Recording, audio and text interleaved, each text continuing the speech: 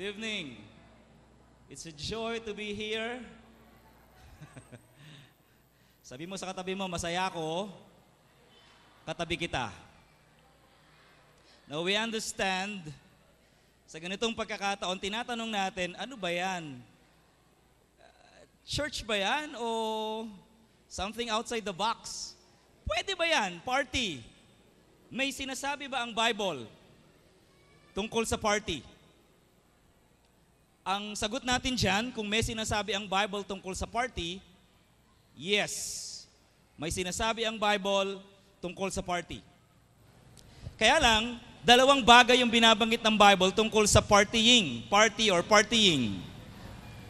Merong maganda, okay? Does the Bible say anything about partying? Yes. The answer is yes. At dalawang klase yan. Yung una, depende sa motibo at paraan ng pag-express ng partying. Dalawa, it will fall into two categories. Two kinds of partying in the Bible. Yung una ay celebrative in nature. One is purely celebrative in nature. Talagang go-go lang, pagtatalunan, kantahan to the max, etc., etc. It's partying. Sabi ng Luke chapter 15, when the older brother approached the house, he heard music and dancing. Malayo pa lang siya, narinig na niya, may kantahan, may sayawan sa bahay nila. Imagine, gaano kaya kalayo yung malayo na yon. Pero ang sinasabi doon, they were doing that dahil merong silang reason to celebrate. A lost soul came back home. Isang ligaw na kaluluwa ay nagbalik loob sa Diyos. Another is a wanton expression of human, an inhibition of celebrative pleasure. Ito yung party to the max, hubara pagdating ng mga bandang alas 11, alas 12, alas 1 na madaling araw, hindi mo na maintindihan yung kulay na ginagamit na umiiko, tapos unti-unti nang naguhubad. Huwag kayong mag-alala. At alam ko masusuka kayo pag naguhubad ako, kaya hindi ako maguhubad. Pero yun yung unti-unting naguhubad sila at talagang wow. At dyan pumapasok, especially when you are with the elite, yung mga one-night stand, yung mga tipong dyan maraming na-impregnate na babae. Kasi lumalabas na yung, ang term nila dyan, the animal within. The animal nature of man. Sabi ng 1 Peter chapter 4, pagdating sa celebrative pleasure, you have had enough in the past of wild parties. Wild parties. Sa Tagalog, ang ginamit dyan, walang taros na pagsasaya. Pero, kung gusto natin ng tunay na party, what spells the difference? Motive and manner. Yun ang malaking kaibahan between the motive and the manner. Partying, as we know, has come to a venue for exhibiting man's unrestrained expression of pleasure. Ibig sabihin, yung nagiya tayo sa kaisipan na ang partying, talagang basta ilabas lang yung gustong maramdaman at talagang sayawan lang ng sayawan, something like that. Yun lang ang idea. Kaya lang, ang kahirapan yan, hindi tayo dinadala sa tamang kaisipan ng pagsasaya. Luke 15, yung binanggit natin kanina, has the idea of celebration because a sinner came back home. Yun ang malaking kaibahan niya. Okay. Now, if you really want to have a good time, and I mean a real good time, kung saan hindi napuputol yung ating kasiyahan, if you really want to have a real good time, surrender your life to Jesus. That's the big difference. When you give your life to Jesus, still there is partying in the church. When you come, when you celebrate in the morning, when you sing praises and you sing worship songs to Jesus, it's a type of partying. The difference is, the motive is different. The manner is different. Give your life to Jesus. If you don't know what to do with your life, for whatever reason, at least for one good reason tonight, I challenge you to surrender your life to Jesus Christ.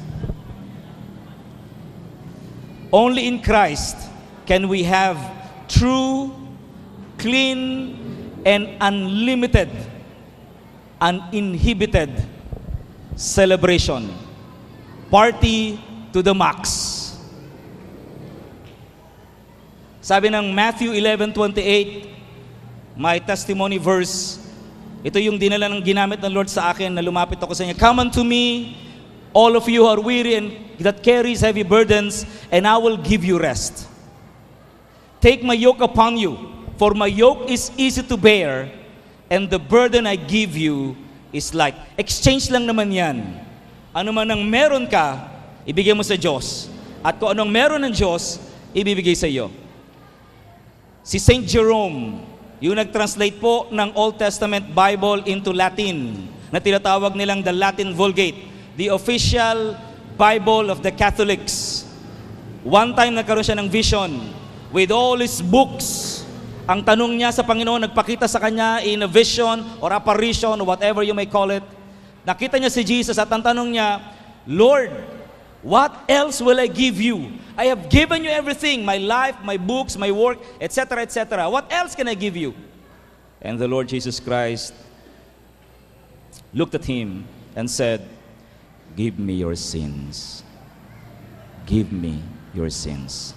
As if we are willing to give God everything and anything except to surrender our life to Jesus Christ. Tonight is the challenge. Kapatid, kaibigan, kapamilya, kapuso, iba tayo, whatever, ang hamon ngayong gabi, kung pagod na tayo sa pagdadala ng mga bagay-bagay, handa tayong tulungan ng Panginoong Hesus. Ang susi ay pagsusuko ng buhay. Ibigay natin ang buhay natin sa Kanya, sapagkat alam niya kung anong gagawin niya rito.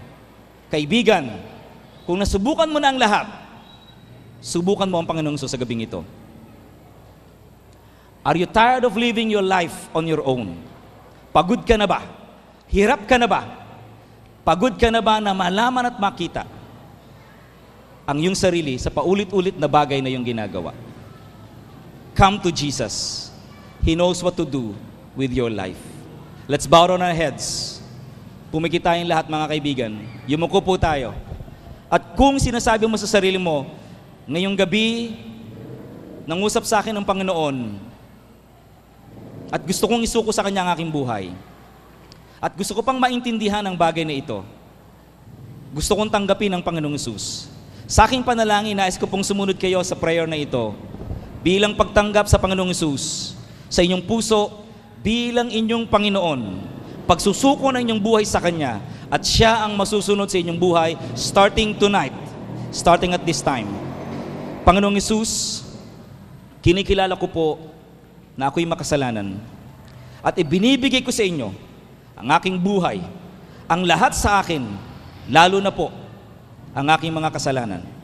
Binubuksan ko ang aking puso at inaanyayahan ka na pumasok at maghari sa aking buhay. Ikaw na ang aking Panginoon simula sa gabing ito. Salamat sa pangako mo na ikaw ngayon ay nasa buhay ko na. Amen. At amen. Manatili po tayo nakayukot, nakapikit.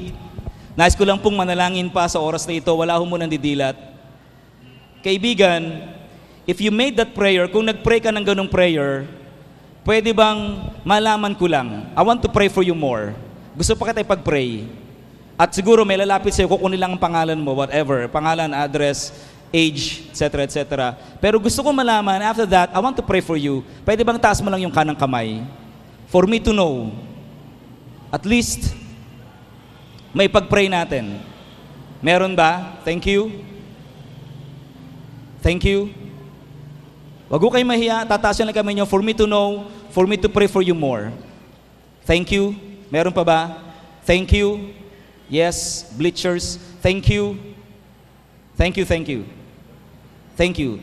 Some more, dito sa gitna natin, if you receive the Lord Jesus Christ, if you confessed and accepted Him as Lord and Savior, will you kindly please raise your right hand for me to know? And let me pray for you. Thank you. Thank you. Thank you.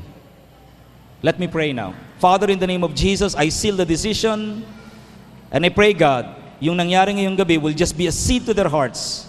Bless that seed, Father God. Someday, we expect a harvest of great souls. At dalhin mo po sila, Panginoon, sa iba't ibang simbahan sa lugar na to ng Plaridel. Maraming salamat And we give you all the glory and the honor. In Jesus' name. And all people say, Amen and amen. Let's continue.